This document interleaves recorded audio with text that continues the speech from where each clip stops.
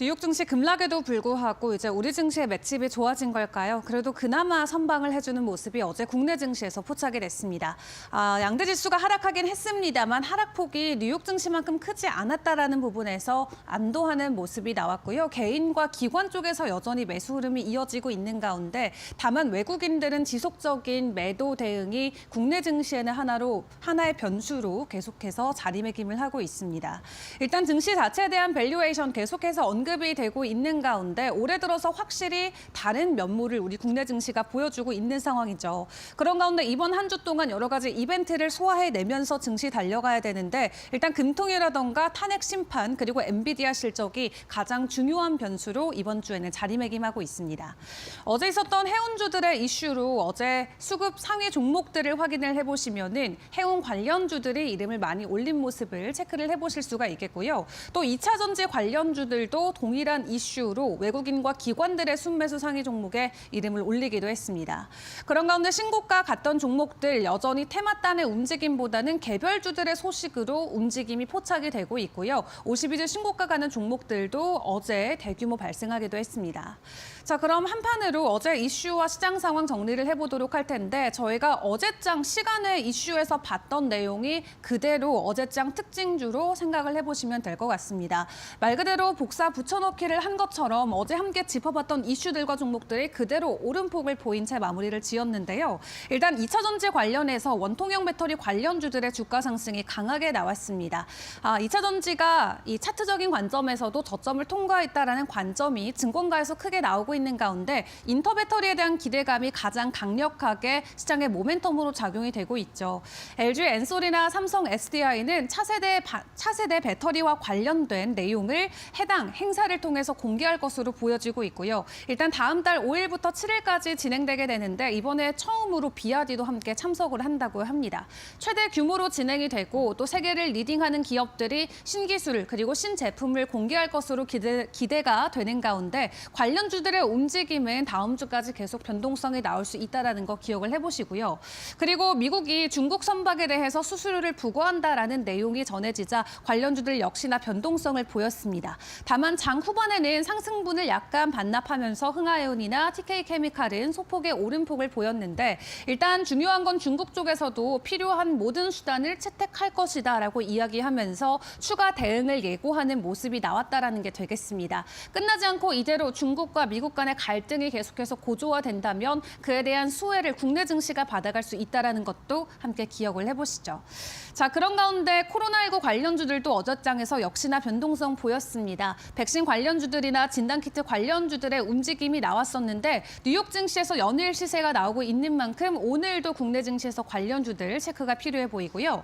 그리고 시간의 이슈로 함께 다뤘었던 또 다른 소식이었죠. 엔비디아가 한국에서 액팅 냉각과 관련해서 파트너사를 모색하고 있다는 소식이었는데 어제 삼성공조 상한가 그대로 안착을 했고요. 워트 같은 경우도 11.5%대 상승을 보였습니다.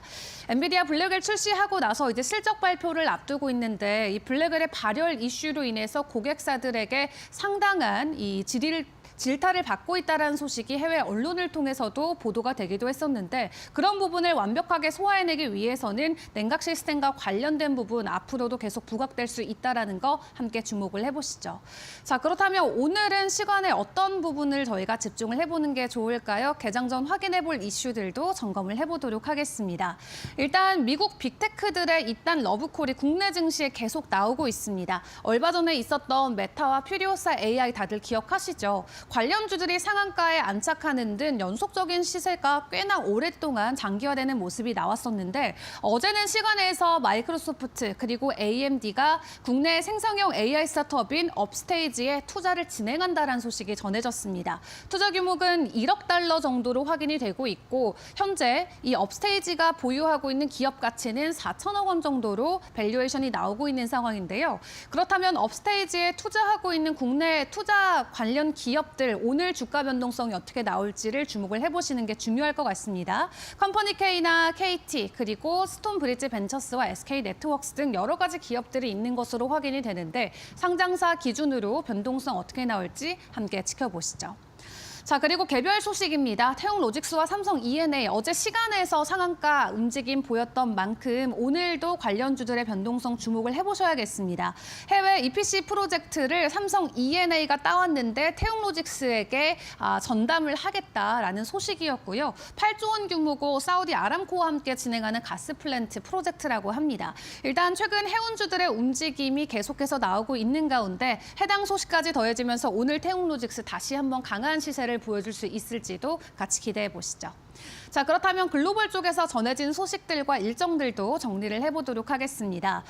테슬라가 이제 중국에서 자율주행 배포한다는 소식이 나왔습니다. 올해 가장 큰 모멘텀 중 하나로 꼽아보자면 중국 쪽의 자율주행이 테슬라에게는 상당한 기대감으로 존재해 왔었는데요. 최종적으로 출시하게 된다라는 소식과 함께 수일 내로 진행이 된다라고 하는데 오늘 자율주행 관련 종목들의 변동성도 주목을 해보시는 게 중요할 것 같습니다. 그런 가운데 간밤 글로벌에서 전해진 AI 투자와 관련된 소식들은 다소 엇갈리는 부분이 있었습니다. 마이크로소프트가 진행하고 있는 데이터 센터의 임대 계약이 철회되고 있다는 소식이 해외 언론을 통해서 보도가 된 건데요. 한마디로 많이 짓기는 했는데 그만큼 수요가 없기 때문에 철회하고 있는 것 아니냐라면서 다시 한번 오랜만에 AI 수요에 대한 우려감이 크게 올라왔습니다. 해당 소식으로 마이크로소프트나 엔비디아 간밤 주가는 하락세로 진행이 되기도 했고요. 다만 반대로 중국 쪽에서는 AI 인프라를 더욱더 강력하게 키워내기 위해서 굉장히 대규모의 투자를 이어간다는 소식도 전해졌습니다. 알리바바 호실적 발표 이후에 주가 올해 들어서 60% 넘게 급등하고 있는 상황에서 3년 동안 AI나 클라우드 쪽으로 70조 원 이상 투자한다는 소식을 가지고 왔고요. 현재 미국 안에서 보여지고 있는 대기업 소식과는 다소 상반된 모습임을 체크를 해볼 수가 있겠습니다. 그런 가운데 애플 같은 경우는 중국 관세에 대한 부담을 덜어내기 위해서였을까요? 미국에서 700조 원대 투자를 진행한다는 소식을 발표를 했는데 그 안에 당연히 AI도 포함이 되고요. 시설이나 공장을 짓는 등 여러 분야를 통해서 투자를 이어갈 것으로 보여지고 있습니다. 일단 간밤 AI 수요에 대한 우려감이 잠깐이지만 올라왔던 만큼 오늘 국내 관련 증시에는 어떤 식으로 반영이 될지도 같이 지켜보시고요. 이 한국 금통이라던가 엔비디아의 실적 그리고 이번 주에 발표되는 PCE 지수가 이번 전반적으로 증시에는 큰 영향을 줄 수가 있겠습니다. 일단 간밤 뉴욕 증시가 혼조세로 마무리됐던 가운데 오늘 국내 증시의 분위기는 어떠할지 일단 개장 상황까지 저희 이데일리와 함께 보시길 바라겠습니다.